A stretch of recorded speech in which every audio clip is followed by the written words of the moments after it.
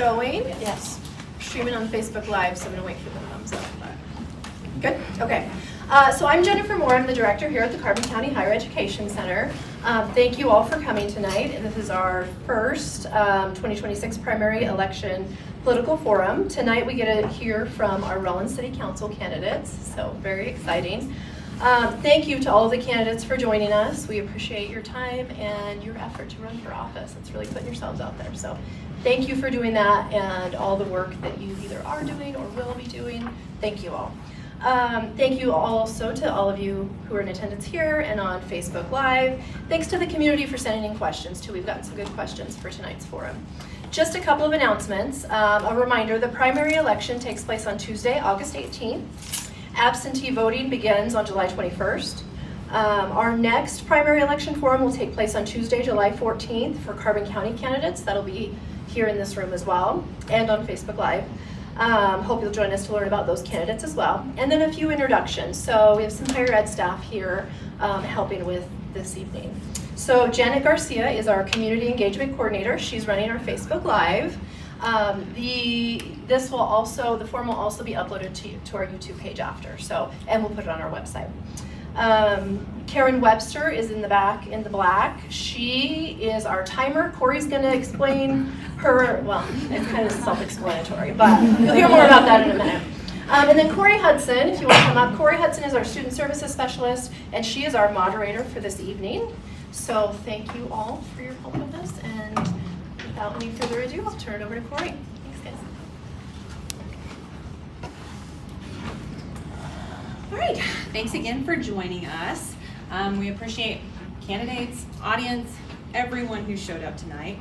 As Jennifer mentioned, please pay special attention to Karen. As you're speaking, she's going to hold up the yellow triangle to tell you that you have 30 seconds left, and the red means stop. And if you ignore it, I will tell you verbally, but please try to pay attention to her. So the first thing that we're going to start with is introductions. Each candidate will be given 3 minutes to introduce themselves. We suggest that you touch on the following information: the duties of the office you are running for, any experience that you have had that prepare you to hold that office, as well as some of the main priorities and goals that you have while serving in that office. And again, 3 minutes for that. As we proceed through the introductions and the questions, we're just going to move on down the line. So we're going to start with Bruce for introductions, and then the next starting person will be Megan when we start with questions. Any questions before we get started? Okay, Bruce, go ahead and introduce yourself. My name is Bruce Seeloff. I've been here all my life. I finally threw my hat in the ring 4 years ago, and I wanted to do it for years, but it takes a lot of time, and I never had time to do it, so that's why I'm here now. We're finally getting some of our water stuff going right and different things that I would like to stay with and see finished out is one of my goals. And then we've got several other little projects going on that I'd like to get finished up before I end up out of office. So. All right, thank you. We appreciate that. Megan? Lengthier. Good evening, everyone. My name is Megan Cragen, and I'm running for City Council's Ward 1. My career has been dedicated to serving our community as a public health nurse by creating a safe space for support, resources, inclusivity. I proudly coordinate outreach, provide case management, and relate to communicable diseases, and promote partnerships that improve the health and well-being of Carbon County residents. I earned my bachelor's in organizational leadership in 2024, and that strengthened my skills in leadership, budgeting, strategic planning, and organizational management. I've spent years volunteering and serving on local boards because I believe a strong community is built by people who step up and get involved. I was born and raised here in Rawlins, so I've called Rawlins my home my whole life. Outside of my professional career, I've started a small business adventure hobby about 1.5 years ago, providing piercing services. My greatest accomplishment above all is, of course, being a mom to 3 amazing kids. I wouldn't be who I am today without them and the beautiful support of my husband and my village. They remind me every day why community matters and why investing in the future is so important. My husband and I have built our lives here, and we've always believed that making a difference starts with getting involved. So I understand that the role of a city council member is to represent the people of Ward 1 and the city of Rawlins as a whole. So to make responsible decisions with taxpayer dollars, help establish city policy, and work collaboratively with fellow council members and city staff to keep moving forward for Rawlins. Whether it's my work through public health, volunteering, or serving on boards, or supporting local organizations, I've always believed that if you see an opportunity to make something better, you should be willing to step forward and help. I don't believe that leadership requires a title. It requires compassion, integrity, and willingness to serve. And so that's what I'm here for. Thank you, Megan. And Debari was unable to be with us tonight, so we'll move on to Christy. All right. So good evening, and thank you to Carbon County Higher Education staff for putting this on tonight. And thank you to everybody that's here and those of you that are out there listening on Facebook. My name is Dr. Christy McGagna, and I'm born and raised in Wyoming, lived here all my life. I've been in Rawlins for the past 4 years. I'm a teacher at Rawlins High School. I teach engineering and computer science, and I'm the advisor for the Key Club and yearbook and esports, which is video game competition, if you're not aware of what that is. One of the things that I'm most proud of that I've done since being in Rawlins the last 4 years is working with the woodshop students here at the Higher Education Center and with the Key Club students to put 2 agility dog bridges in the Key Club dog park. And we're moving forward. We're going to be, providing additional equipment for the dogs. And so that's been pretty exciting to work with high school students and see what they can provide for the community. I've served on several committees and task force and boards throughout my adult life because I feel like it's my duty to give back to my community, whether it's the state of Wyoming or a county or a city that I'm residing in. Currently, I'm on the Parks and Rec Advisory Board here in Rawlins, and I'm the chair of that board. I'm also on the Frontier Prisons Joint Powers Board, and I've been on there for a couple of years. And just yesterday we were out, or 2 days ago, out cleaning trash, and that was really fun, just to kind of give back, because I hear all the time about we need to clean up Rawlins and make it better. So I figure I better get out there and get my hands dirty as well. So I've spent the last, probably 5 or 6 weeks really digging in, meeting department heads, meeting neighbors, business owners, different city officials, and just kind of getting to know Rawlins a little better, looking at the budget, the water plan and the progress that's been made, and just trying to bring myself up to speed so that I can be a great council member if elected. So yeah, thank you, and I could use your support for Ward 2. Thank you, Christy. We'll move on to Steve. Steve. Steve Sanger, I am the representative of Ward 3. I have now officially lived here 20 years, and I'm not only a city councilman, I'm also the chairman of the Downtown Development Authority, and I sit on the Wyoming Association of Municipalities main board. In that 20 years, I've owned a business here, a couple of them actually here, really fun ones. And so I'm rerunning because there's stuff that still has to be done. Nothing we do happens fast. It's the speed of government, it's what it's called. And those projects that we have in the pipeline right now, I want to finish them. That's what they're for. Normally you'll see me out on a pole, literally, up on a light pole, fixing a light pole, hanging on a light pole, waiting for the wind to blow me off, so I die off a light pole. But I want to finish a bunch of different projects that we have going on currently, as Bruce would say, currently, and that's about it. I can give you a whole history, but we're going to get to questions, so you'll get the whole history as a general rule. thank you, Steve. Next is Cody. Hello, my name is Cody Bluth. I'm one of the candidates for Ward 3. I'm a father, a local business owner, and someone who cares deeply about the future of Rawlins. I'm running because I believe our community deserves practical problem solving, accountability, and open communication.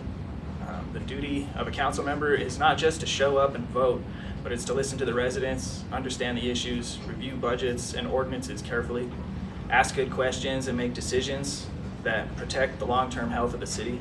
A council member should represent the ward, but they also have to remember that Rawlins is one community, and what happens with water, streets, housing, business growth, public safety, and city services affects all of us. So I have also started a couple businesses here. My experience as a business owner has prepared me for the role in a very practical way, I think.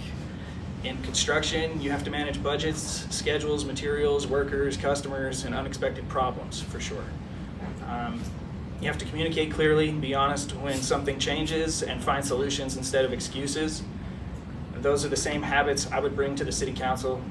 My priorities are simple. First, I want to support continued work on the water system and make sure residents get clear, plain language updates about what is happening, what it costs, and what the timeline looks like. Second, I want Rawlins to be a place where families, workers, young people, and small businesses can see a future. That means supporting economic development, taking care of basic infrastructure, and reducing unnecessary barriers where the city can. Third, I want responsible budgeting. With property tax changes and rising costs, the city has to protect essential services first and be transparent about tough decisions. I know I would be one of the 7 voices on the council. I don't see this as a weakness. I see it as a responsibility to listen, work with others, and make decisions based on facts. I may not have the answer tonight, but I will always be willing to learn, ask questions, and be honest with the people that I represent. And that's all I got. Thank you, Cody. Next one, we have Christine. Hi everyone, I'm Christine Cruz Ford. I was born and raised here, raising my kids here. I've been in the industry and analytics for the last decade, and recently I decided to start my own business. With owning and jumping into small business, I've learned a lot just by communicating with all walks of life in our community. So I get to see all economic backgrounds through our community. I get to see and speak with tourists. So I've gotten a unique perspective of how people see our community and the problems that they have and are running into.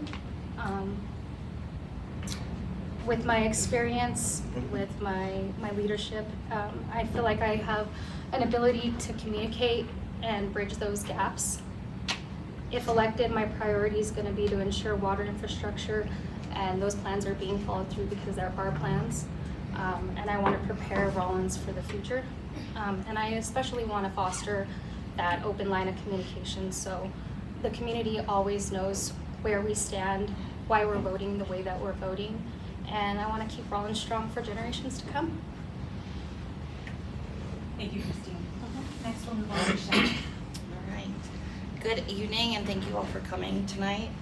I love the grit of this town. I love the way people show up for each other. I love that this is still a place where neighbors wave, where families work hard, where local businesses carry more than inventory. But loving a community also means being honest about where it needs care. I've listened to working families, business owners, parents, seniors, and people who feel like decisions are being made about them instead of with them. I have heard concerns about transparency, rising costs, infrastructure, housing, opportunity, and whether everyday people still have a meaningful voice at City Hall.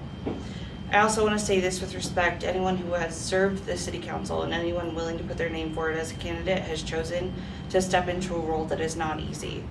We may not all see every issue the same way, but I believe we can acknowledge the willingness to serve while still asking what kind of leadership Rawlins needs to move forward. That is why I'm running. Rawlins deserves leadership that listens first, asks hard questions, does the homework, and remembers that every decision made in a council meeting eventually lands at someone's kitchen table. As an at-large council member, my responsibility would be to represent the whole city, not one neighborhood. That means looking at the full picture when we talk about budgets, roads, water, public safety, local business growth, and the future we are leaving for the next generation. My platform is rooted in palatable communication, solutions based on necessity and fact, responsible use of taxpayer dollars, support for local businesses, and long-term planning that protects what we love about Rawlins already. I believe trust is earned and not assumed. And I believe that people may not always agree on every issue, but they should always feel heard, respected, and included in the process. In my work as a peer recovery specialist and at the Chamber, I have learned that every person has a story. I've sat with people facing hardship, housing struggles, loss, and moments when life felt overwhelming. That work has taught me that people do not need leaders who pretend to be perfect. They need leaders who are present, leaders who listen, and leaders who see the human being behind the issues. That is the kind of council member I will be. I will ask questions even when they are uncomfortable. I will study the issues before I vote. I will be accessible. I am not running to be the loudest in the room. I'm running to be a steady voice for the people in this room and the people who could not make it here tonight. The future of Rawlins will not be measured by numbers on a spreadsheet. To me, it will be measured by whether families feel secure, children see opportunity, neighborhoods remain strong, and people still believe that this is a place worth staying and building. So tonight, I am asking for your trust and knowing that real people and normal people with open minds can make a big change in a community. There is a quote that I carry with me: the best way to find yourself is to lose yourself in service of others. That is why I am running, and that is the kind of service I will be honored to give Rawlins. The future is not something we inherit by default, it is something we determine. Thank you, John. It's good. And Eddie. Yeah, Thanks. I'm Eddie Archuleta. I've been in Rawlins pretty much all my life, and I'm a business owner. I'm kind of retired now and getting ready to start up another business, but I'm a gullible for all that stuff, you know. But anyway, I love the city. I love this Rawlins, and I want to run for council because I got a heart for Rawlins. I've been a council. I was in council for one term, and I really enjoyed it. And usually the first time you run for council is scary, and it's confusing, and everybody looks at you and they says, "You just be patient, it'll work out," you know. So it's pretty neat thing to get into, and it's interesting. But you know, I got a problem here in Rawlins. I love Rawlins, and Rawlins is a beautiful place. We got the best people. You come around here, every place you go, any place you go and everything, everybody, Rawlins people are so friendly to everybody. They treat people good, and that's what I like about Rawlins. But you know, I come into Rawlins sometimes and I look, so whatever happened to Rawlins?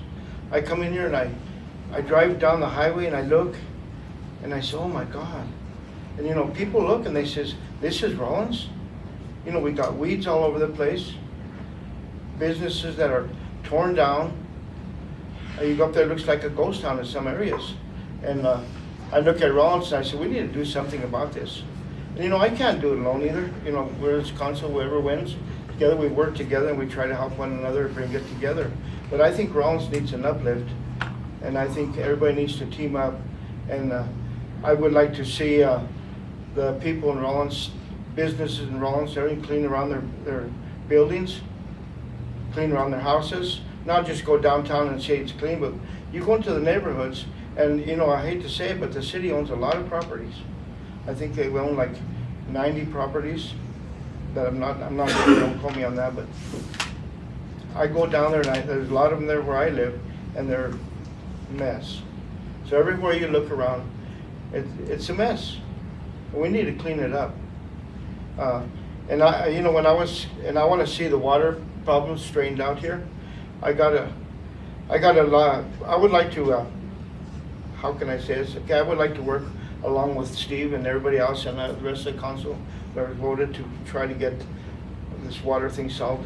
I would like to see a senior program for the water for the seniors, that those that can't afford it, set some kind of program up to help them, because they can't afford it. They're on such a fixed income. They're having a rough time. I want to see the applications for jobs ran by not just the buddy plan, but if you put an application for the city for a job, My Thank time's you. up, sorry. No, I'll keep going. Thank you. We appreciate those introductions. As I said, we're going to start the question phase of the forum now. As we change questions, we're going to start with a new person each time. During the question phase, you'll have 2 minutes to respond to each question asked. After all of the responses are given, each candidate will also have an optional 1-minute follow-up time. In the case that you do choose to use that 1-minute follow-up time, you'll just need to let me know, hand something at the end of the question time so that we know to give you that rebuttal time. Any questions? So the questions come from the community. We asked for questions that they would like to ask you all, and that's where the majority of the questions come from. If you need me to repeat a question, please don't hesitate to do that as well. Okay, question number 1, we're going to start with Megan.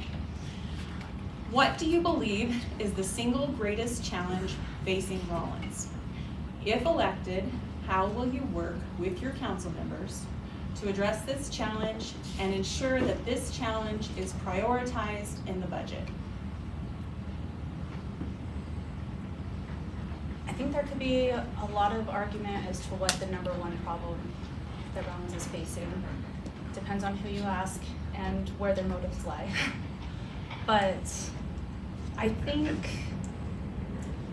personally one of the loudest complaints that I hear regularly is the lack in understanding and communication and transparency. But in order to combat that, I do believe that a lot of that effort has to be made on the public. That if you want to know something, there are places to find it. It's not always right in front of you. It's not always, doesn't always seem very transparent because you have to go digging for the answers. But I would like to help bridge that gap for the community in educating where to find those resources, where to find those answers. If they have the questions of, well, where did these numbers come from? Where did this budget come from? Why is it being sprung on us all of a sudden? It's been in the works, it's been in the talks, but where do you find where it's been talked about? And I think that having that voice and that educational aspect on the council could be very beneficial. Thank you.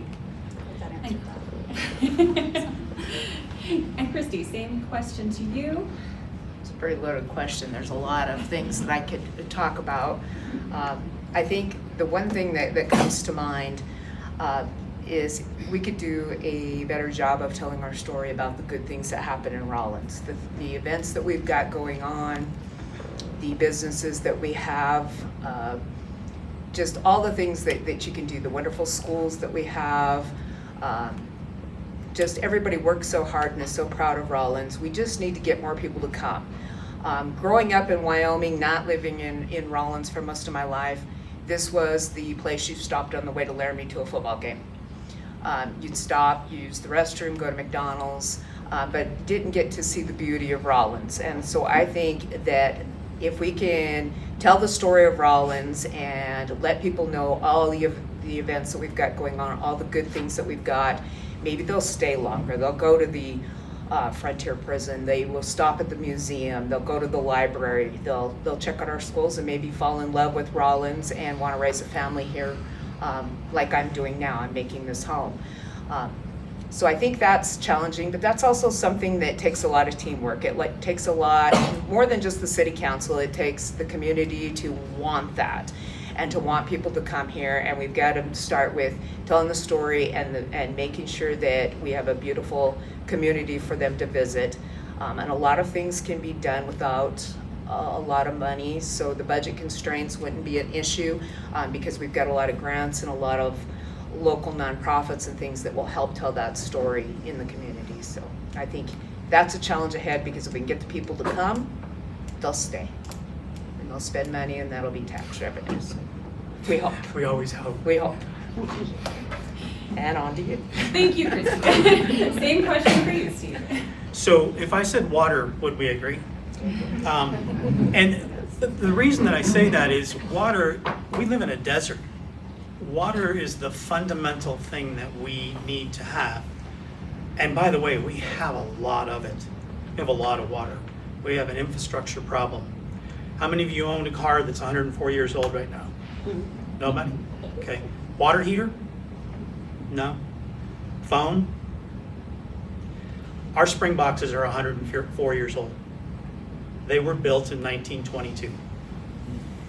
And they're still there. And they're still producing water 104 years later. Now, if you let your infrastructure go for 104 years, you're bound to have problems. Your water heater will break. Your car will fall apart. And if we don't function and figure out how to fix those things before they occur, or continuously fix them, you will always have this problem. And we currently have this problem. And it's been a problem for a very long time. And fixing it is expensive. Our total water system would cost about $200 million. That's every person in the city. That's a lot of money. And it has to be paid for by the water fund. So I would say water is your number one problem. Thank you, Steve. And same question on to you, Cody. Well, I'm gonna agree with the water thing for sure, but for me, I think I want to aim more for letting people know what's going on in Rawlins. I'm with that as well. I think I rarely ever know what's going on in Rawlins.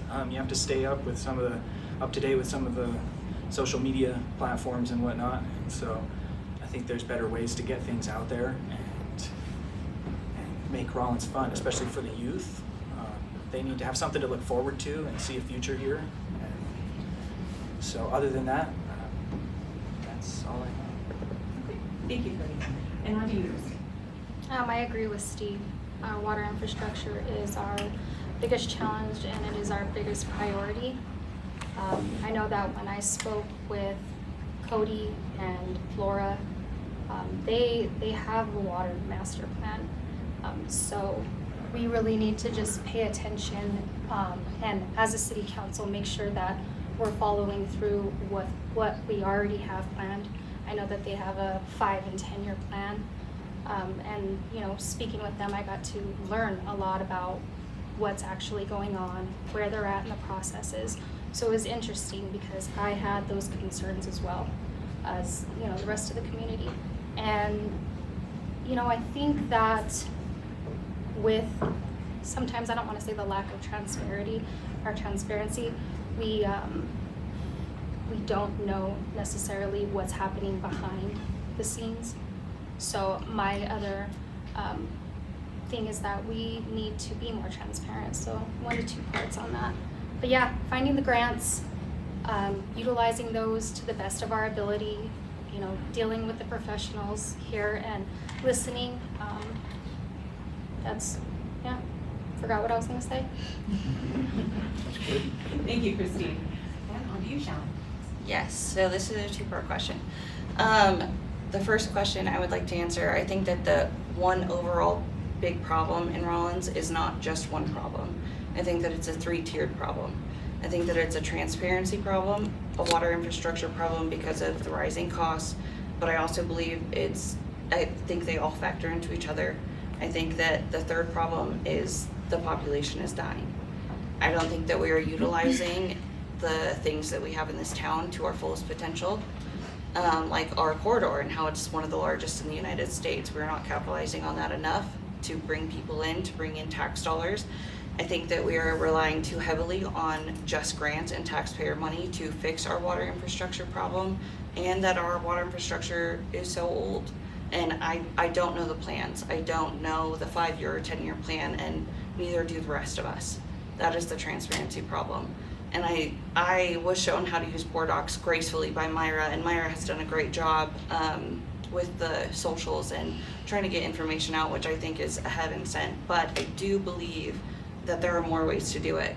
I have been searching board docs, I've been searching the budgets, and myself even doing deep research. It is hard to understand where all of the money is going, where what money we are putting to what. Nothing is laid out in plain English, and for us to understand, and I think that needs to be done a lot better. Thank you, Shannon. And on to you, Eddie. I agree with everybody on the water problem. I believe, that theory is make Rawlins beautiful again, like it was. And the water problem is a very, very bad problem. And we need to work on that. But I really see another problem too is our streets. Our streets are really bad. And everywhere you go, there's, potholes all over the place. So I think that's one of the second thing that next to the water problem would be to fix our streets first, because people come over and they go downtown everywhere you turn around. And, the winter's bad on the streets. Every time the frost comes up, it pops some streets and makes potholes and all that. And they try to work on them. And I don't think we have enough manpower to keep up with all this stuff. Our city, our workers in the water department and everything, they're all teaming up together to try to make this all work. And they're trying hard and they're doing the best they can. But we need to really concentrate on that also. And I think if we could try to work something out that way, work in that avenue, try to get more funds, like you say, and to government grants or whatever we could find to help us out, But I kind of agree with everybody else, the way things are going. Thank you. All right, on to you, Bruce. I have to agree, water is one of our priorities. We got it, like Steve was saying, we got it, and we've been working on trying to get it so we can capture it, so we can get it to town. That's our biggest problem. We have a problem growing if we don't have water. People ain't gonna come here if you don't have water for it. And we need to get it contained and get it into town, which we are working on right now. One reason why I'd like to stay in office is how to go forward with that. And then like Eddie, I'm strong for the cleanup and I'm strong for the kids. We've got to have stuff for the kids to do. I'm really into that. That's why I'm pleased with what's on the baseball field down here, getting their concession stand in and all that stuff, and different things that I really need. The kids need something to do. So. Thank you, Bruce. All right, we'll head on to the next question, and we'll start with Christy on this one. This question is, how can the city and individual council members better communicate infrastructure needs and investment priorities to residents and businesses to build public trust and support? And I realize a few of you have already touched on that a little bit, so if you can expand on that a bit more, that would be great. So I think making sure that everything is as transparent as possible, making sure that all communication, whether it's coming from the city council or an individual city council member, just, letting their ward know what's going on. It needs to be in language that we can all understand.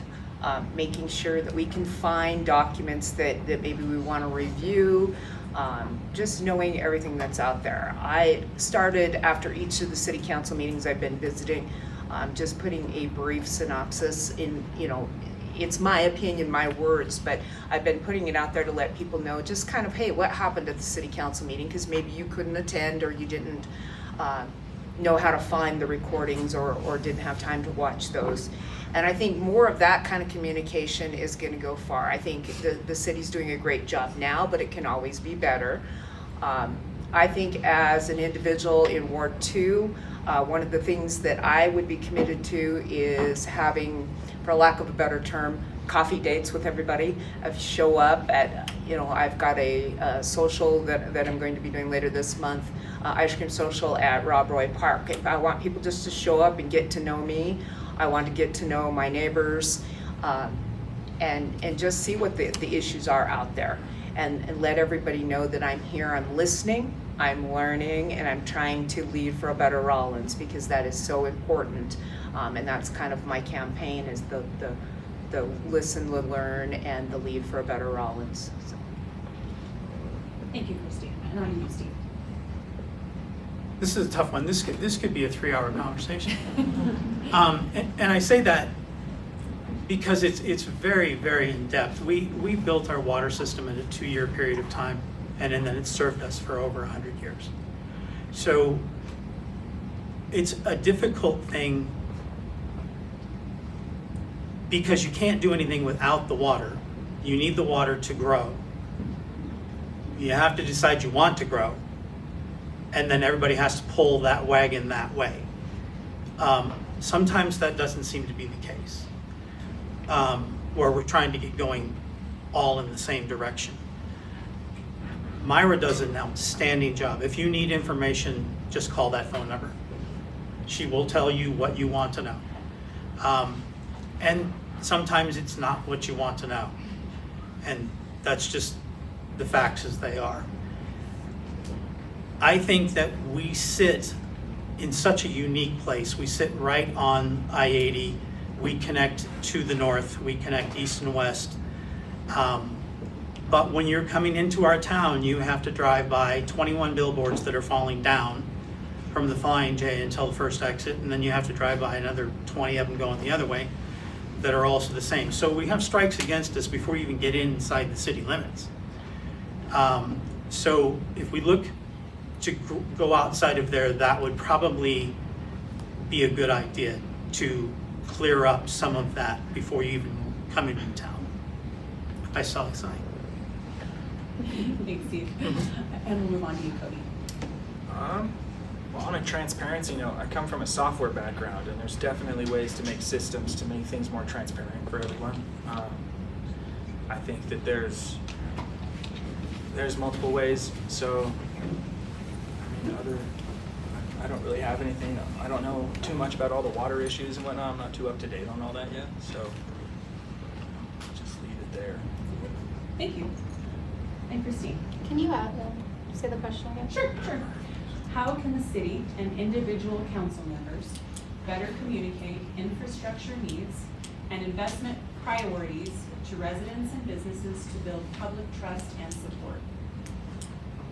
I think that for me personally, as a small business owner, I would like to see maybe meetings, if I were not to be elected, but to have meetings with the businesses in town along with city council. I know, the meetings are all open, but maybe to go into a little bit more detail. So we as business owners can communicate that as well to the community, because I know for me, I get asked a lot of questions, and I feel like I have that responsibility to go and ask the department heads in our government, whatever somebody asks me, I turn around, go and ask them. I don't know all of the answers, but I'm willing to learn and educate myself so I can come back and make sure that I'm being honest and I can communicate that and bridge that gap. So with the water infrastructure, it's really hard to understand what is going on. There's a two-part situation with bringing the water in and actually the local and inner city infrastructure. So still learning and still asking questions, and I think, as a small business owner, I would like to see a little bit more time spent with our government. Thank you. And Shannon, same question to you. Yes, so transparency is a really big thing for me. I think that building trust within your community starts with your community. I think that it starts with asking your community questions and how it affects them first before making decisions, before bringing it to city council and voting on it. I think that getting the community's input on the problems at hand are just as important as making those decisions when you're up in city council. So I think describing the problems in plain English, and maybe at the water center or sewer center or wherever these problems arise, whether it's construction or any of the departments, I think inviting the public to walk them through it, and whoever wants to go and really understand what that looks like, invite the community into the whole process before it gets to the voting. Tell us what these 5 to 10 year plans are in plain English so we can understand it. Really just having full transparency means telling people word by word or exactly what the plans are, what that looks like, what this means. Do you have any further questions? Can I make anything clear to you? Communication isn't just one way. It's not us telling the community what is. It's also asking them their interests, their what they think about it as well, and getting their input in it. Thank you. And Eddie, same question to you. I say you're thinking about everybody, what they're saying, and you know, the small cities, the small towns that I hear all the time, they have town hall meetings. And you know, she was talking about the park and, you know, introducing herself and that. I think that if we maybe put the town meetings, you know, open them up in like the smaller towns do, and like you say, you know, and that way people could, like you said, you could explain, they could have a picture of what happened on the hill, why didn't they have water on the hill, and why are we such a shortage and all that stuff too. And I think, like everybody said, we need more communication with the public. And if town meetings, I don't remember we've had any town meetings around here really, to really say we really had an open town meeting. And I think that'd be something we could do is offer to the, maybe once a month or once every 2 months or something like that, have a town meeting in the Jeffrey Center or some, you know, someplace, and talk about this stuff so people are more informed. So I know a lot of people ask me, what happened over there? And they say, well, I don't know, everybody this and that, and they're saying all this stuff, you know, and nobody really gets the right story.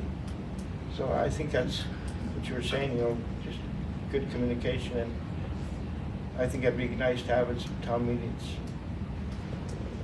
Thank you. I think it- And on to you, Bruce. I do a lot of communication. I got a lot of people phone call me constantly asking me about questions and try to explain it to them.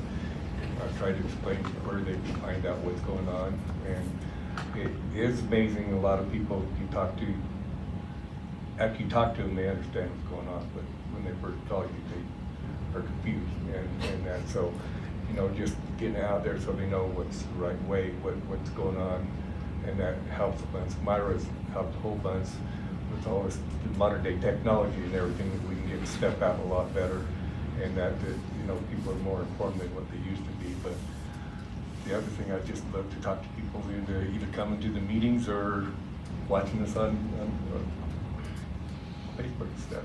We go in there now, so it's don't cost nothing. It's free. Come out, watch. If you have questions, we can answer them then too. Thank you, Bruce. Megan? I'd like to start with echoing several others and shout out to Myra, because she is the communication connection, I think, for the public, and has done a remarkable job. With the City of Rawlins email notification system, I just recently discovered, and those notification emails really do help connect you to what's going on and what's being talked about in the city and those decisions. So I would encourage that. As someone who's worked in public health throughout a pandemic, I've learned that communication is just as important as the work itself, that people are a lot more understanding when they know what's happening and why it's happening. The water system improvements are one of the largest investments that our community has made, and residents deserve a clear and honest communication throughout that process, even when it's news that they don't want to hear, which I think the public can be difficult when they are also confused and don't know what's happening. But I think that the City of Rawlins has done a really good job at working towards that transparency. I would personally encourage regular project updates that would explain phases in the city as to why decisions are being made, anticipated timelines, construction, how it might affect residents. I think that that would be my process. And again, my shout out for, I think that we're on the right track on the water infrastructure as well as communication. Thank you. All right, our next question, we'll start with Steve. And again, at any time that you need me to repeat the entire question or part of the question, don't hesitate to ask. Declining population impacts housing, workforce availability, schools, and local businesses. What specific actions would you support to stabilize and grow Rawlins' population? Wow. Can you narrow it? First of all, the city council doesn't build homes. We don't issue permits. Our employees include the judge, the attorney, the city manager, no one else. That's, wow. To try to figure out what you're gonna do from an affordability standpoint and what you can support when you have no involvement in the process, yikes. What I can say is, what used to be called, for a lack of a better term, income housing or low-income housing, we don't use that term anymore. It's now workforce housing. That's what it's called. We don't determine that. That's determined by the contractor, what loans they're working on, whether they're working for state or HUD. We don't have anything to do with any of that.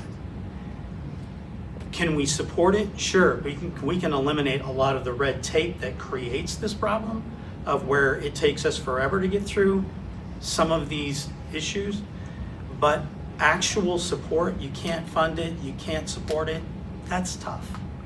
That's a really, whew, thanks for that. Wow.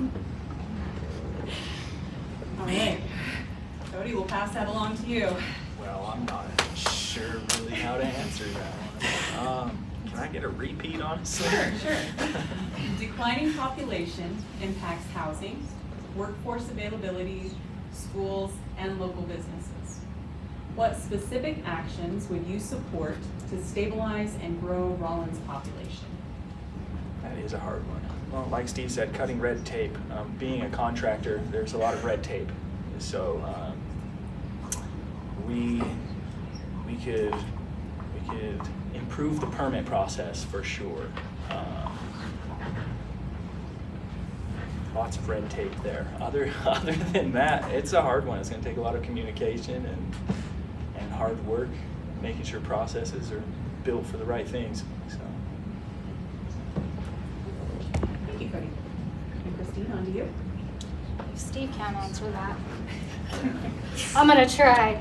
I think specific actions, to me, that if we don't have the proper water infrastructure ready, we are not gonna be ready when developers come in.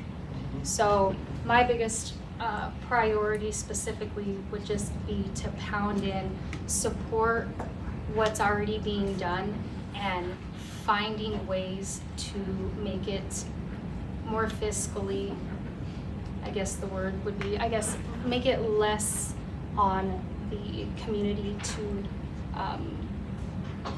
create that money, I guess. I don't know what words I'm looking for right now, but yeah, if we don't have the water infrastructure, we're not gonna grow.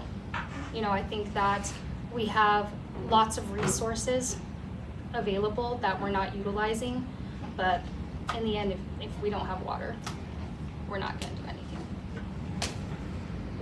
Thank you, Christine. And on to you, Shelly. Yes, I will admit I do not know everything. I'm still learning, but all of my research I have been digging in and coming up with some ideas, and I don't know if the legality behind all of them or if the processes would move as smoothly as I would hope in my mind, of course. But as I said earlier, we do have one of the biggest corridors in Rawlins, or in the United States, and I don't think we're capitalizing on that enough.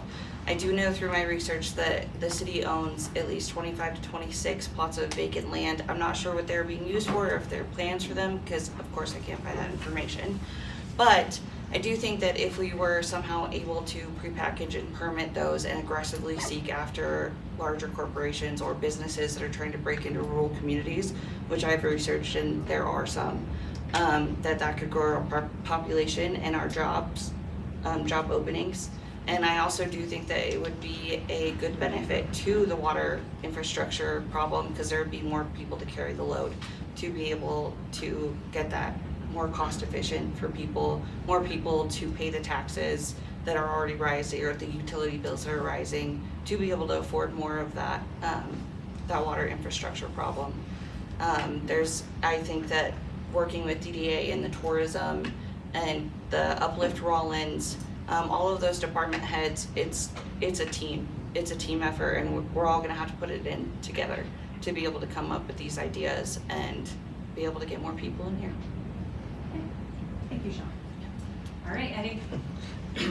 I've seen the talk about in Rawlins is the mines are starting to open up again, and the oil patch is starting to looking better.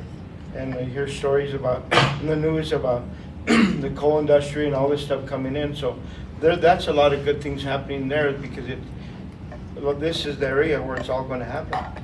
We're in the gold mine if we could really grab onto it, because this is where it's all going to happen. And I think once people start, I notice a lot of people coming in and they're getting their jobs at the uranium mine now, and they're coming in and they're talking about wanting to move Rawlins, and their biggest thing is we don't have enough stores, clothing stores and stuff like that to accommodate the people when they come in. So it's going to be kind of like I said, infrastructure, different places, things like that to get the people to come in, and maybe even start with what's happening in Rawlins, and getting people to try to compel them to come to Rawlins and take a taste of it, and hopefully, like I said, between cleaning up the city and all that makes a big difference, And I'm not saying Rawlins is ugly and dirty, but it needs some work, and I think everybody believes that. So if we could get started on all that stuff, and especially the water, like you say, and just promote people to come, hopefully. Thank you. All right, over to you, Bruce. Well, I agree with that, guys. Water is a priority. People can't come here if we don't have water. You've got to have water. And housing is a real bad deal, and we've been working on that, and there is a lot of things in the works right now on housing that we're hoping to come through. They say we're short houses all the time here, according to realtors, and so you have to have people to live, a place to live. But we need to also work with the industries to bring them in here. A lot of the cities are going in and eliminating any of their fees and everything else to get them to come into their town, to open up their businesses and everything. So we need to, we got to do something to compete so we can get businesses in here. If we can't get any business in, we ain't got no jobs for people. So that's what we need. Thank you, Bruce. And Megan. So the question was asking for specific actions, and I think that is difficult. As Steve was saying, when the city has only so much hand in that game, but of growing our population, I love the idea of really capitalizing on us being the corridor to I-80, that is really an infrastructure that has fell by the wayside of just not bringing that curbside appeal to our city. That I-80 is one of those that's what catches people. As also mentioned, the billboards on either side of us could use that maintenance, beautifying and making it an appealing place for people to come and live here. And then once coming to live here and unable to find affordable housing, is the question asked about promoting affordable housing. I'd really like to push for people to know their resources, especially our local resources that can connect people to affordable housing grants. And I think that part of the city's responsibility is knowing what the local resources are. So I think that it's part of that push, and boosting our I-80 face to the public that pass by. I think that and supporting our economic growth in downtown, facelifts can always be done to a city, and that's something that I would support. Thank you. Christy, same question. It's a doozy. I think Steve said it well. Well, I came here, so something drew me here. I agree, though, that we got to continue to address the water issues. infrastructure, streets, affordable housing, more beautification to make this more appealing, whether you're on I-80 passing from exit to exit or whether you're in town. I mentioned on a previous question, we need to sell Rawlins, get people to come here, stay here, see what we have to offer, make it home. If you build it, they will come. But it's going to take teamwork from everybody. The city employees are doing their darndest to make sure that all of these things are being taken care of within the means and the time that they have. City council's done a great job of mapping out the direction for the city employees. Community members get out and they're helping with that process. Until all those things are taken care of, though, I really feel it's going to be a struggle. Just like other places in Wyoming and around the country. Population's declining. We just have got failing infrastructure and economy that's going to be hard to deal with. So we can just work together as a community, as a teacher. It takes the village to raise the child. It's going to take the village to fix Rawlins. To fix the village. Fix the village, yeah, yeah. Can we get the 1 minute? Yes, 1 minute if you Okay. like it, yeah. So, to be clear, we're not the only ones that have this problem. The state of Wyoming as a whole has an infrastructure issue. Rock Springs population declining, Green River's population declining, Evanston's population is declining. They're all on the corridor. It's not necessarily the corridor.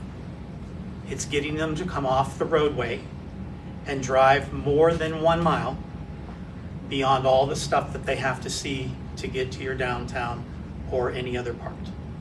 Okay? So we're not the only ones with this problem. It's a statewide problem, and it's a state funding issue. Thank you. Yes, Megan.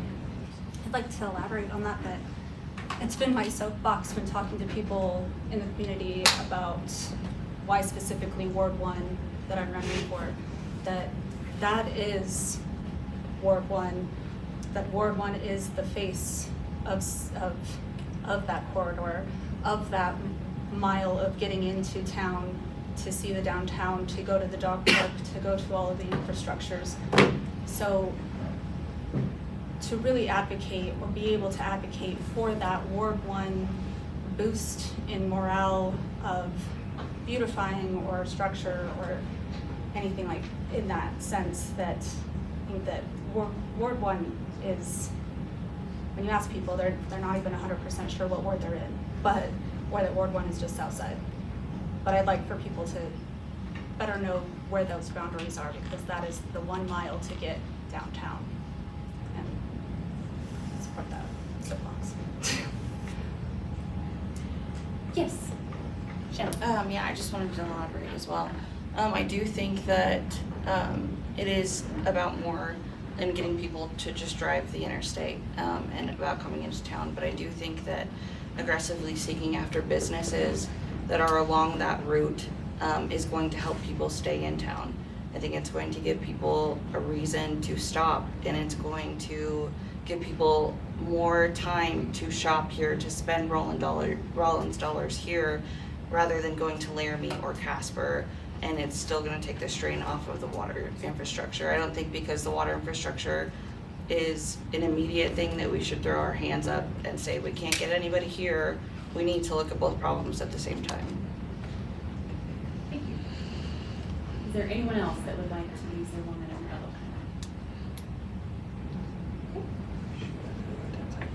rebuttal? So some of you also touched a little bit on this. That question was more on Rawlins population. This question is going to focus more on tourism. And this question will start with Steve. Thousands of travelers pass through Rawlins every day on Interstate 80. What strategies would you support to encourage more travelers to stop, stay longer, and spend money in our community? Oh, I'm sorry. Thank you, Cody. My fault. Would you like me to read that again, Cody? No, you're Okay. good. Well, I think we've kind of touched on that a little bit as far as making that Rawlins look a little better, and businesses can step up and homeowners can step up. And as far as what can we do, it's a collaborative effort, I feel.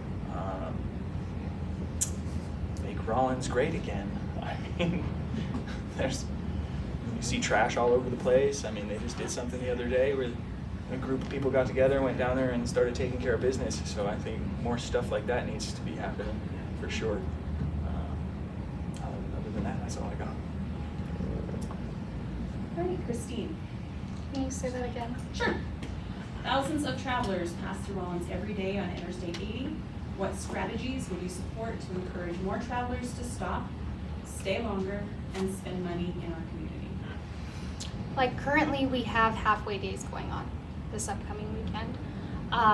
DDA has worked really hard to go and put out who we are as Rawlins, because right now we are one of only 3 cities that is directly through the CDT. So there's been a big push for us to emphasize that, and that's exactly where we need to go. We need to really lean into who we are. So we have amazing hunting, we have amazing fishing. Miracle Mile is one of the best fishing spots in the entire world. We have the lake, we have the mountains. So there's some of the best hiking in the world 45 minutes down the road. So if we actually lean into who we are and we go out and go to events in other states that they have that they do put on, and just get out who we are so people can see that. I know that we have tourism guides all along I-80. I think we should put a little more funding into that, but overall we need to lean into our resources and let people know who we are as a community. Thank you. And Shalyn, same question to you. Yes, to increase tourism, I would say, of course, the cleanup of Rawlins, we all know that needs done. Uplift Rawlins is doing an amazing job.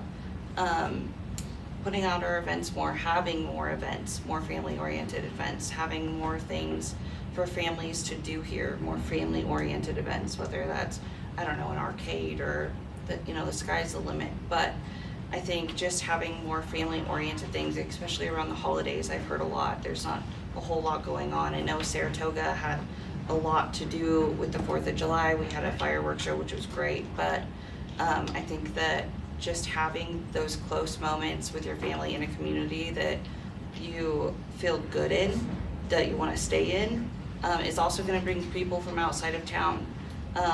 And also what she was saying, that we have a lot of outdoors things that you can do here.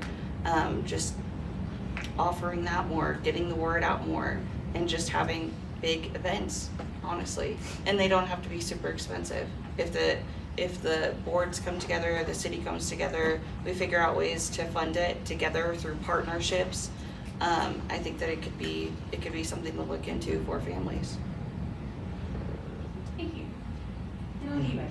Yeah, I think you guys hit it pretty much on everything. Everybody did, but I wonder sometimes if we could probably reach out with media.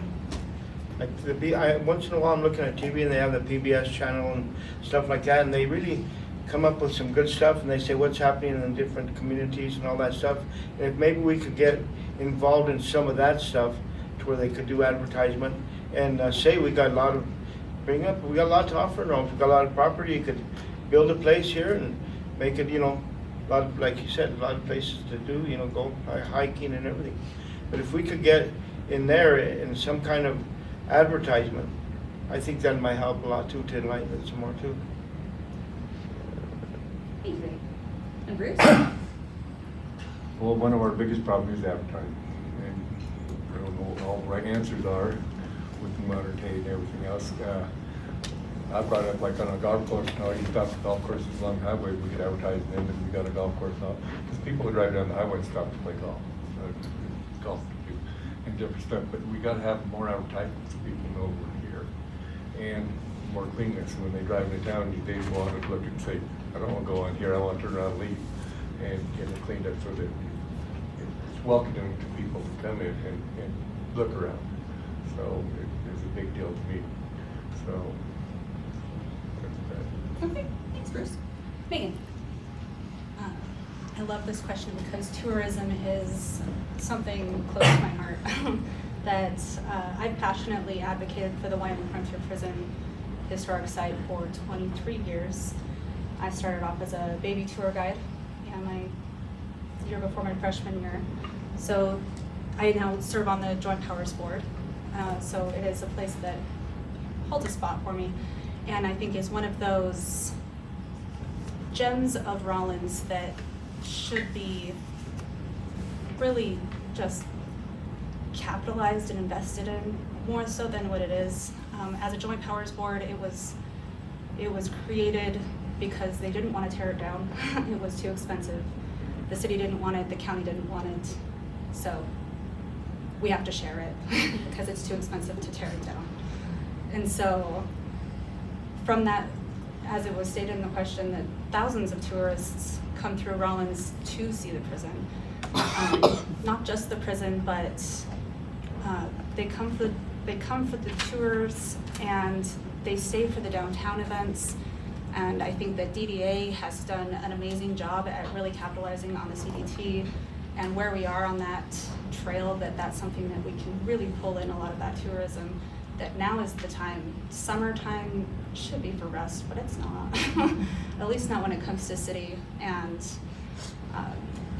tourism in general. That's when people are traveling, that's when they go. It's the busy time for the prison, it's the busy time for downtown. And so that economic growth really needs to be put back into those places, our gems, our catch-all places that bring people to stop here, and passionately, the prison is one. But that's my thought. Thank you. And on to you, Christine. So if you hang out at the dog park, a lot of travelers stop there. And I've talked to a lot of people that don't live in Rawlins, and a lot of cool dogs. I think we continue our beautification efforts. We're cleaning up garbage. We are, planting more grass and trees and putting out more rocks and things that are just gonna make things better around town, whether it's our parks or whether it's our entry into town on one of the exits. I've said this a few questions now. We just need to tell the story. We, like everybody else has said, we need to just get people to come here, see what we have to offer, and hopefully they'll stay longer, spend more money, possibly even move here like I did. I think the kindness that the residents and the business owners, who are also our residents, but our neighbors here in Rawlins, we continue to show people that kindness. I think they're going to want to be repeat tourists, I guess. Continue to work with, the entities that are already pushing for people to come here. Discover Carbon County, DDA, the City of Rawlins. We've got a new Parks and Recreation Director that's trying to add more activities. Carbon County, the school district, all of our nonprofits that put on activities. I think we all work together. I go back to the village. We just all come together, and now I'll kind of give everybody homework. I'll pose the challenge to all those out there listening. Give us ideas. What do you think is going to bring people here and keep people here and increase tourism? So reach out to me and let me know what your thoughts are, or any of us. I think we would love to hear from you. Thank you, Christine. And Steve, we'll end with you instead of starting with you. Thank God. So, as the board chair of the DDA, it's when we talk about running an event or doing an event, the manpower hours to run an event are astronomical. It doesn't seem like it should be, but in fact it is. Mm-hmm. It always has been. And then you have to have those people every single year step up and do that same work year after year after year after year, so you can grow the event, whatever the event is. Summerfest, halfway days, it doesn't matter, Winterfest. It doesn't matter what the event is.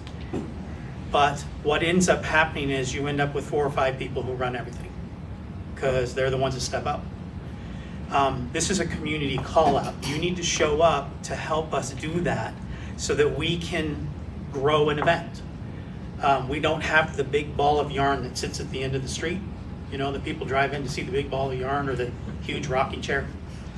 We don't have that, but we do sit in a very unique place The Continental Divide Trail goes through here. The original air mail flew over. There were arrows on the top of the buildings to tell you where to go. Pilots used the arrows to go. How strange is that?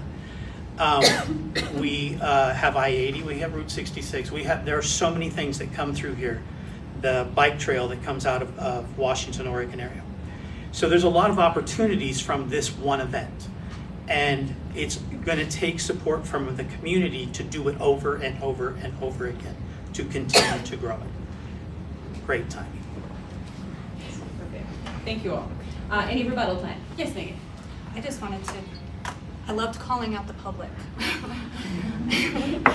And I just need their help. that, I feel like that strongly of just stepping into putting oneself out here to go for city council. That is part of our due diligence, even as a public, that the loudest people on Facebook, I do not see at community board events. I go to a lot of events. I've put on the Care Fair 4 years now, and that committee has been amazing for those years that we put that together and made that happen. But it is the same people at the table, and that if we as a community want change and want that economic growth, people have got to get involved and put yourselves out there as well. So. Thank you. Yes, Christy. So you mentioned the big ball of yarn or twine or Rubber bands. whatever, yes, the love sign, whatever. We have the old Frontier Prison.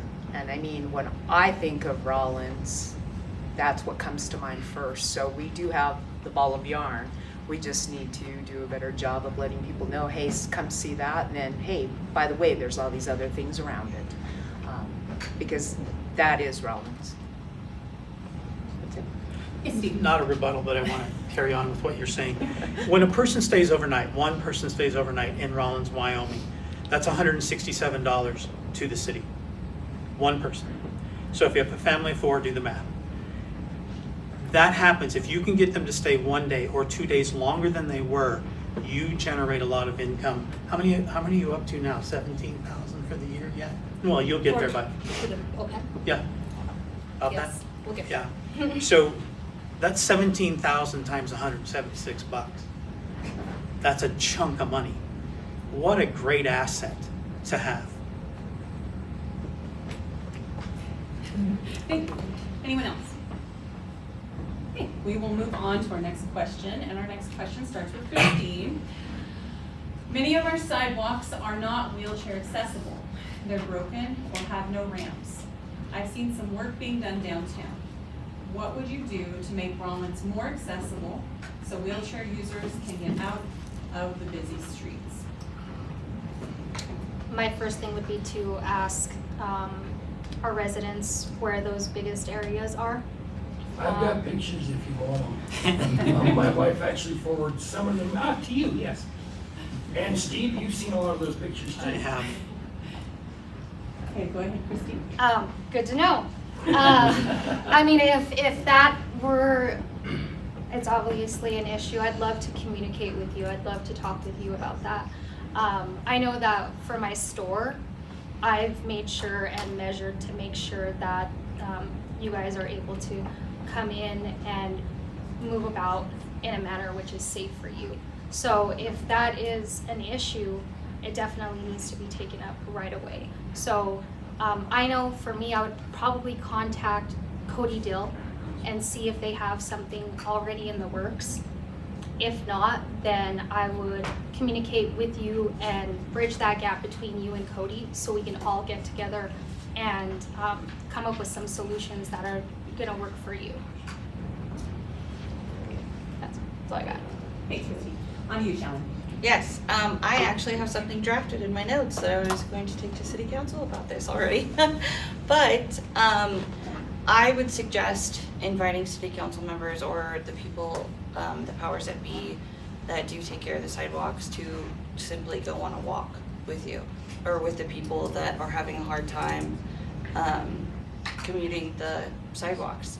I would invite them to come see what it's like.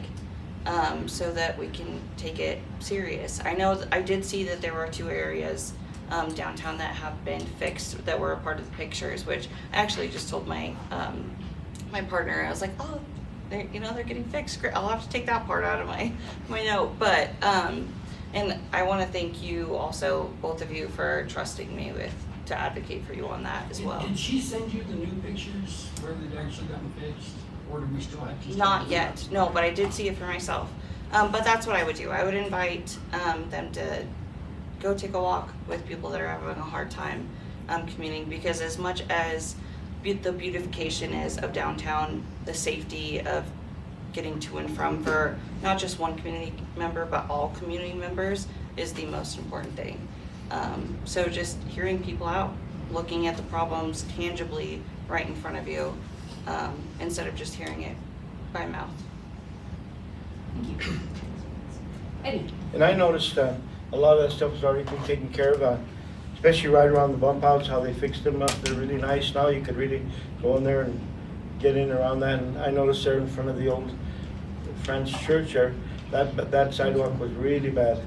And when they did that street there with them corners, they took care of all that. So I think people are starting to now speak out more about it. And that's about the only way it's going to get done, unless people speak up, And I've noticed some people even try to sometimes do their own repairs. Like me, I try to do some repairs and they don't look so good. But yeah, it's a good thing that everybody, people be aware of it. Because a lot of times it's so busy out there that it's hard to keep track of all that stuff.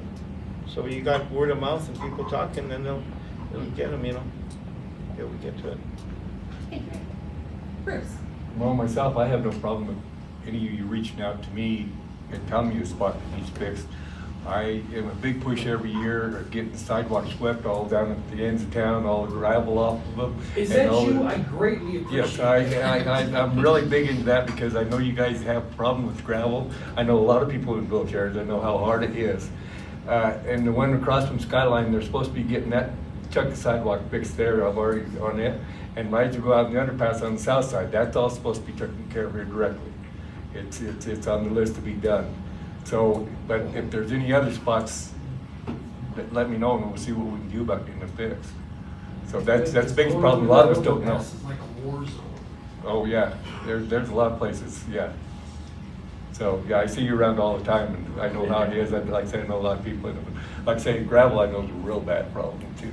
So, but yeah, so that's what I do. I like saying I have no problem with calling me anytime. Thanks, Bruce. On to you, Megan. I love that this is, I feel like, a very important issue, but it's not something that I am in the know of on full transparency. But I love that Bruce said that he's been out and he does that sweeping. I hope that that's something that will continue to take place and have priority of those sidewalks to make them easier accessible for all people. That ease of accessibility, I think, contributes to a lot of the tourism and people moving here, that people aren't going to stop and get out if they can't get out. And rocks and gravel and dirt, it's what our climate is. Weeds, it's what grows here. And so the maintenance of that, I think, again, can really come down to community assistance as well. That asking our neighbors are willing to help if it's sought after.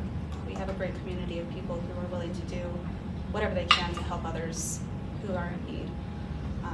But I hope that the city is definitely addressing the issue. Seems like they are, and I hope that continues. I hope to continue to push that. Thank you, Megan. On to you, Christine. So I agree with everything that's been said. I wasn't aware of the issues. Now I am. I would say for anybody, just keep making your, issues voiced. Let the city know. Let the city council members know that represent your ward. Let us know what's going on. Send the pictures. It sounds like, yes, the city does have a plan and things are being taken care of, but things can be missed. So just continue to communicate that. I think Public Works, they're doing a good job of getting out there and getting things addressed. I know if there's bigger issues that maybe the budget doesn't currently fund, I'm sure there's grants out there. There's grants for everything. I'm sure there's grants that would help with some of this. I would just personally have to know more about what's going on and where the issues are before I could give a feedback. But yeah, I would just say just continue to have your voice heard. Thank you, Christine. Steve? Okay, I'm gonna be Debbie Downer. Not that I want to be. The reason the bump outs are fixed, they're city property. They belong to the city. So the city fixed them. Your sidewalk belongs to you. The sidewalk in front of your business belongs to you.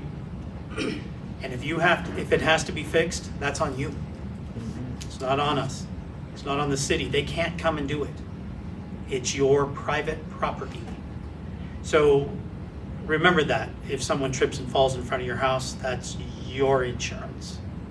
So that's something you have to keep in mind. The city does not have endless funds. They do not. If you're gonna take money from one place, you're gonna get it from somewhere else inside of that same exact budget. It does not appear out of nowhere. There are not grants for sidewalks in front of your house. They don't exist. They don't even exist for historic buildings. So that's my Debbie Downer side. I'm glad they fixed those. They were horrible. They were terrible. But they fixed them and they're beautiful. Did a really good job. Jake and crew did a really, really good job. Very quietly, I might add. I was a little surprised. So, there you go. Thank you, Steve. Cody, on to you. Well, following that, it's kind of sorry. It's just oops. I guess everyone's in charge of their own sidewalk in front of their houses. So, as far as what this, Cutter. yeah, as far as what the city can do, just keeping their roads clean and their streets, up to par and sidewalks clear. I go for walks all over the town and ride bikes everywhere, and I get to see all of the problems. So it's going to be a group effort as well. So that's all I got. Thank you, Cody. We have another question that was just submitted before we met. And this question, we're going to be starting with Shellen. In Wyoming, the Public Meetings Act, WS 16-4-403, explicitly mandates that all governing body actions must be taken in a public meeting, and actions taken outside of them are null and void. While bodies can deliberate on personnel matters and executive session, the actual vote and selection of leadership must occur out in the open. How will you safeguard this public process? Well, I think that there is, that's for a reason. And I think it's due to transparency. And I think just holding to integrity and hopefully making sure that your team, which as a city council, we are going to be a team, and just making sure that your team is also following those things, not being included in if something, or you get an invite to discuss something or make decisions outside that isn't publicly available, that you turn it down and tell them, hey, this is against policy, this is against the rules, we're not supposed to do this. I think integrity is going to be a very large part of being on city council, and I would hope that the rest of the team, that if I do get elected, that I'd be working with, would have that same integrity to do so. Thank you. Eddie, on to you. I believe the same way she would. I'd do the same thing. Just make sure everything's aware, and let them know that, try to work it out. Okay. And Bruce? Basically, being on council, it's basically done that way. There's a lot of different things go on and everything else, but before anything can actually be legally passed and everything, it has to be done at the meeting with majority vote to pass it, and that's the way it's got to go. Just, that going in. There's 7 of us, and the majority's who decides, not just one person. Thank you, Bruce. Megan? Pertaining to that question, I'm not sure of any specific foul play that might be underlying in that. I think that our city council, it's part of their responsibility to know and understand those rules of a governing body, of being able to deliberate and make decisions has to be done by the rules. We are also a small community, and when 3 council people show up at the same event and talk about an issue at hand, it is one of those notes that should be made of decisions can't be made right now. But being a small community, I understand that that is, it's difficult for some to not be able to talk about issues that have to be held off for later. So I think just that integrity, like it was discussed earlier too, that being transparent and that decisions aren't being made as a silo, that it has to be passed correctly as this is stated, it has to be. Supporting that integrity. Thank you, Megan. Christine? So I served 8 years on a school board in Green River, 2 terms, and this is one that'll bite you. You've got to make sure you're transparent and let people know that when you're going into executive session, you know, what you're going into executive session for within the statute.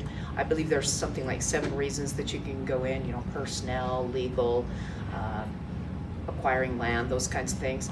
I also know that if you have a quorum, so 4 or more people serving on the city council in the same area, we're a small town, like you said, they can't be making decisions. Those decisions must be made in a public meeting, so it gets tricky. I know when we would have more than 4 or more people present at an event, we had to advertise it. You know, let people know, hey, we're going to be at graduation or whatever it was. So I would assume that would be exactly the same for the city council because it's the same state statute. So I think just wrapping this up, being as transparent as possible, just being aware of those rules that are there for a reason, and just showing that integrity and giving good communication and transparency is going to be key. So. Thank you, Christine. How do you see? Wow. So this one's an interesting one because we say transparency and we're going into a meeting that we can't tell you anything. So that's an interesting dichotomy. And then we go upstairs and we vote and you don't know how the vote arrived. You can discuss all you like in the meeting. You cannot arrive at an answer in the meeting. You can only arrive at the answer upstairs. So it would be like 4 of them getting in the car and driving to Cheyenne because you're going to go get a couple $1 million to redo your infrastructure. You can drive all the way to Cheyenne. What you cannot do is decide anything while you're driving. Well, who's checking while you drive to Cheyenne? That's a difficult thing. Do we talk about something entirely different? Well, yeah, we always do. We talk about something entirely different. We don't talk about business. Talk about your golf score. I throw the ball as far as I can. So it's a very difficult thing. It's an interesting question because it implies that has occurred. And executive session is sacrosanct. You don't talk about what goes on in there at all, ever. Because as soon as you do, you give up immunity. You're done. Someone can sue you and sue every one of you. And it's perfectly fine. So we're a little sensitive about that one. Thank you, Steve. On to you, Cody. Well, I am new to all of this, so as far as rules and stuff go, I am learning day by day. So don't talk about stuff. Yeah. Keep your mouth shut. Yeah. So transparency and just having a good moral compass and integrity, I think go a very long ways. So, yeah, that's about it. Thank you. Christine. Yeah, I mean, everybody's already touched bases on it. I mean, you have to have that integrity. You have to have the ability to tell somebody, if you have multiple people in council, where you guys start talking about something, to be able to say, hey, if we're gonna do this, we have a quorum, we need to go and we need to do this for the public and in front of the public. So you have to be willing to be that person and be that voice of the community. So yeah, integrity, transparency. Thank you. All right, the next question will be starting with Eddie. Very short question. What is your stance on AI, on artificial intelligence? What do I think of them? What do you think? I think it's interesting. It's pretty interesting, actually. Half the time I don't know whether they're telling the truth or not, you know. And it makes sense, but I really don't get involved in it so much. Yeah, it's just really confusing. I really can't say what I think about it because I really don't research it enough, but I know that the things they do, it really gets everybody confused what's going on and what's the truth or not, you know. So I kind of just try to stay away from it. I know we're going to have to get used to it because it's here. So as far as really saying, I really don't know what it's all about half the time. So, but as it comes on, I try to understand what it is, you know. So it's here, so we're going to have to deal with it. Yay. Well, I don't trust AI. The stuff I see on AI and all, you can't believe half of it because you just can't believe it because of what it does and everything else. I would have a big problem if AI wanted to come into Rawlins because of the fact of water. And that is, I would rather our water go to something better than facility for that and everything. I would rather people come in here and use our water instead and stuff. So, yeah, it can stay back east. I'm sorry. Thanks, Bruce. Megan. So the use of AI, I think, is it is a growing system that's happening in our country right now and in our world, and there is a huge generational gap in the uses that it can be utilized for and the different aspects that it can be used for. I think that there is a level of abuse with it, that it can be very misleading and mistrusting, cause a little, I call it an ick. It gives people the ick, especially these days, that a lot of people are using them for their advertising, for their, for posts, for social media, for everything. And it is a resource to an extent, but it gives an ick. And that part aside of it, I mean, people are figuring out what the difference is, what an AI generated something is versus real words, real human, real emotion. But that part aside, it is an impact on our water infrastructure. The mass movements of data centers wanting to go up, that it is a lot to have to consider and have to understand. I would encourage a lot of people who don't understand the impact that it could have environmentally to definitely look into it, educate yourselves on where that's going, because it's not going anywhere yet. But I would like for people to be more informed on that. Thank you. And Christy. Oh boy, the computer science teacher, AI question. Well, I think AI, like everything else in technology, is meant to be a tool. It's meant to assist you in getting from point A to point B, but it's not the answer. I see too many high school students use it for their answers, and wow, they talk really well when they turn those papers in now. Yikes. It's not going away, it's here to stay. So my job as an educator is to make sure that the people that I provide services to, my students, that they know how to use it correctly. But they also need to know the pros and cons of AI, and that would bring up things like the data centers and the environmental impacts to water, public lands, those kinds of things as well. So I think there's pros and cons to it, just like anything else, but we've got to be very careful what we do with it and how we proceed. And I like Bruce's idea, keep it on the East Coast or overseas or somewhere, but it's here, so I will continue as an educator to teach kids to use it the correct way and hope that they do and that they're informed. Thank you, Christine. Steve? I agree, it's a tool. It's like my table saw.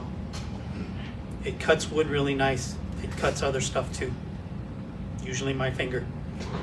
So if you use it incorrectly, it hurts. Poor thing. But if you use it right, it provides a resource for you that you may, and it will force you to think. It does do that. It thinks for you, but you read the answer and go, ooh, I didn't come up with that, and I don't like that one. So you're forced to think about it. But that's like any good debate. That's the same exact thing. You're forced to think. And I'm okay with that. Thank you. Cody? Well, coming from a software background, I could talk about this one until that red sign goes up. It's a tool. I have AI working for me every single day with our construction company. So it can sift through data better than any human, faster. And the ick factor that you guys are talking about is called hallucinations. AI has hallucinations, so it can steer you the wrong way. If you start going the wrong way, it'll kind of help you go that way. But as far as a tool, you can automate things like no one's business if used properly. So there are several good things and several bad things that come with AI. It's a two-edged sword, but I think it could definitely be used and implemented in several areas, as it has been across the country and the world so far. Yeah, that's all I got. Thank you. Christine?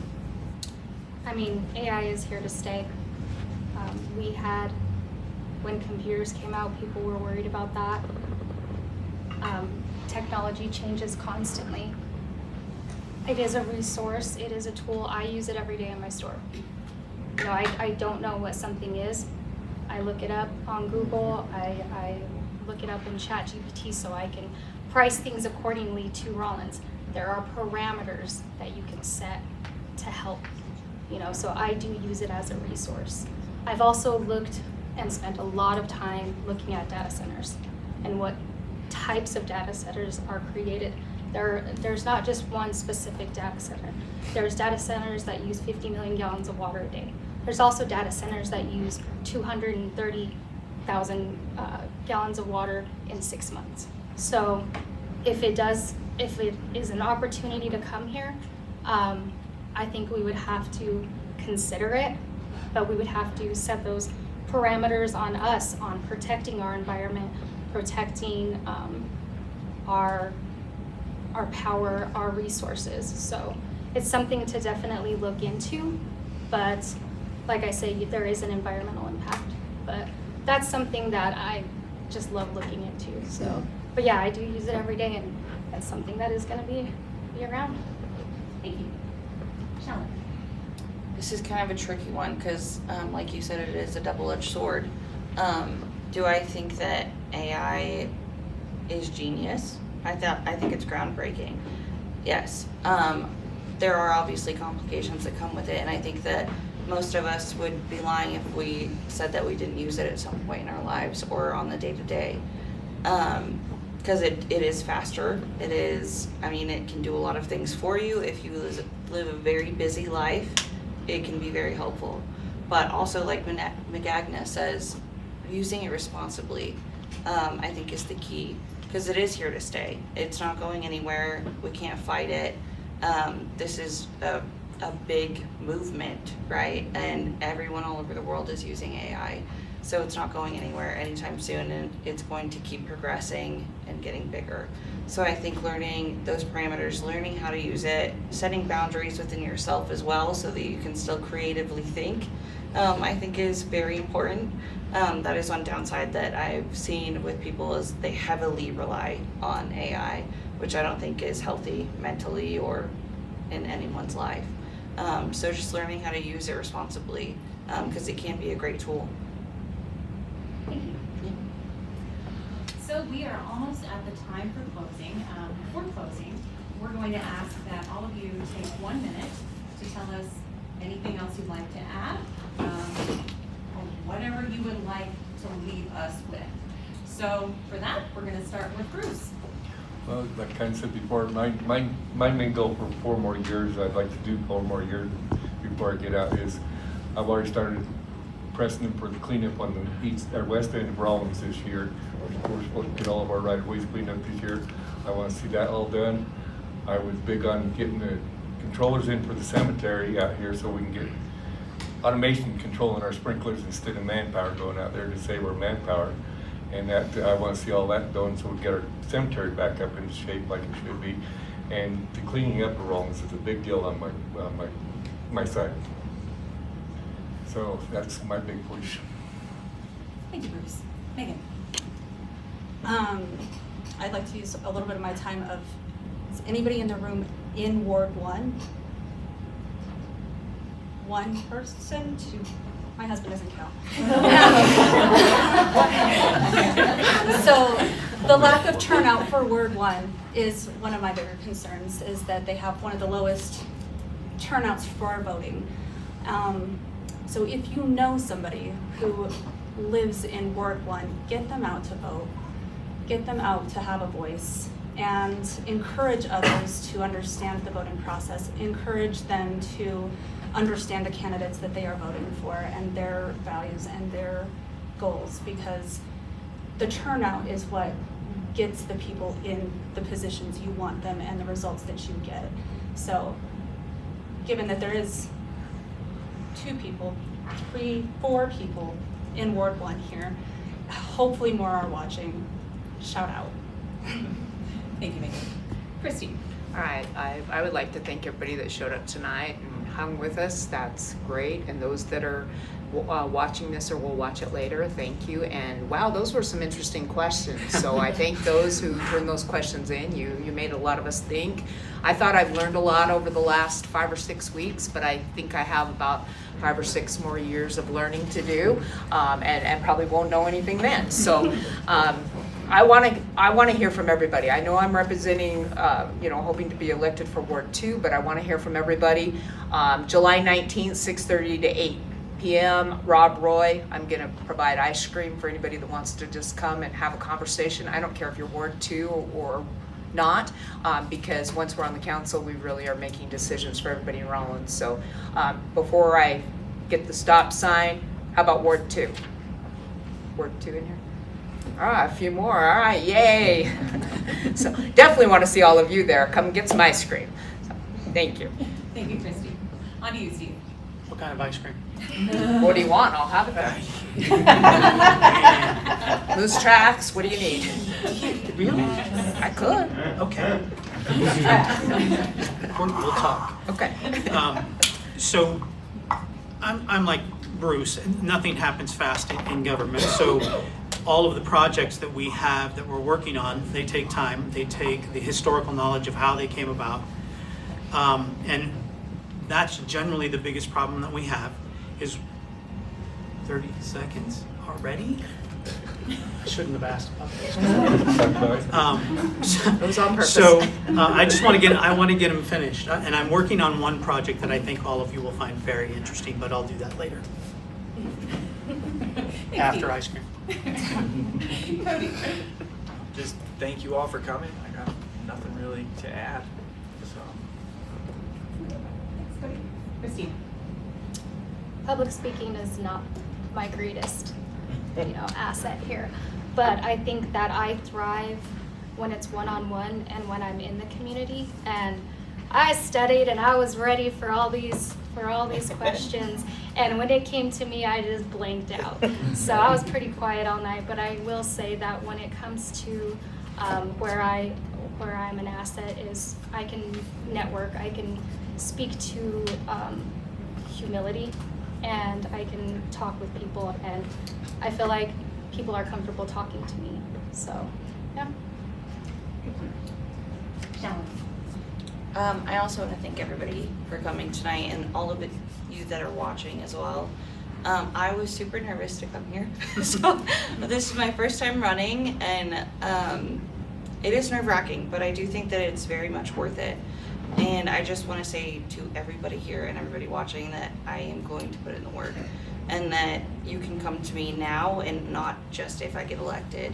I will be an advocate for you on problems that you see, problems that may arise. I am open to hearing everything, whether that means me going to City Hall on your behalf or helping you research or doing those things. That's what I'm willing to do. Thank you, Shalom. And Eddie? Okay, I feel the same way too. I'm excited about if I am voted in, and thank you everybody. And because at large, it's more when I was council before, it was just one area, you know, and in one or two or whatever ward. But now you get a chance to share it with everybody. You got all the wards, so you get a lot of stuff coming back at you, and it's really going to be very interesting. And I feel the same way Christine feels too. I get all confused when I have it all planned out and written down, and then I go, I'm blind, you know. I can't remember, but anyway, It's the worst, Eddie. You did good. And then stand here, but anyway, that's all.